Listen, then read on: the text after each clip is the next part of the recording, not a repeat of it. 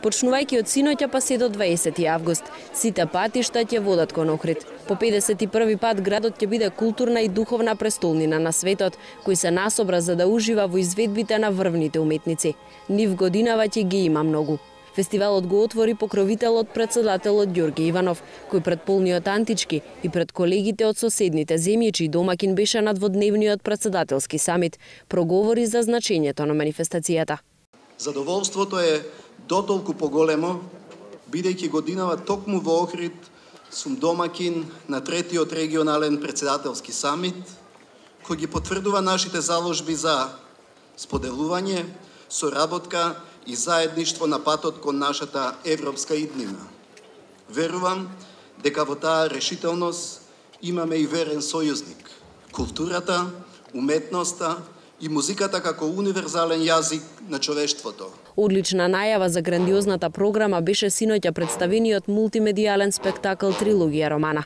Македонската филхармонија под продукција на шпанската La Fura dels Baus овогодинешниот бастион на уметноста го отвори во придружба на месечината. Револуционерниот проект кој направи неверојатна симбиоза на класична музика и најнова технологија се покажа како одличен избор. Уметничкиот директор на врвната La Fura по завршувањето на спектаклот истакна дека му е особено задоволство што учествува на манифестација со толку долга и успешна историја. Тој не нарече млада земја со голема иднина и ни раскажа дека веќе има основни познавања за Охрид и за фестивалот. Не, ова е прв пат што сме тука на еден фестивал кој има 51 година. И честитам на цела организација, на сите луѓе што се залагале за ова да трае 51 година.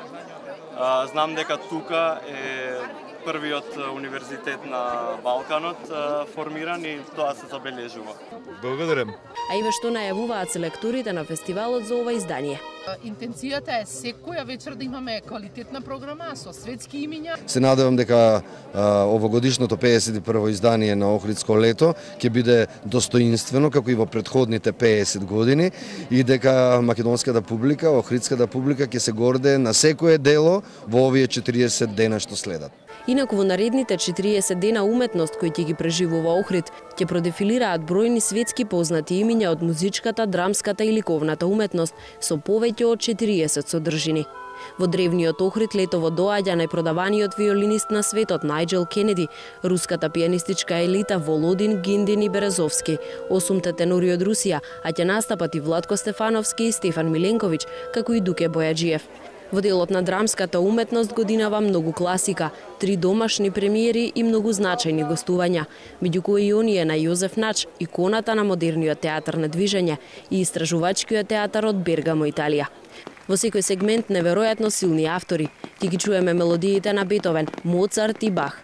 Ќе ги запознаеме ликовите на Шекспир, Бомарше, Милер и Еврипид, а голем број ликовни и фотографски уметници ќе не почестат со своји изложби.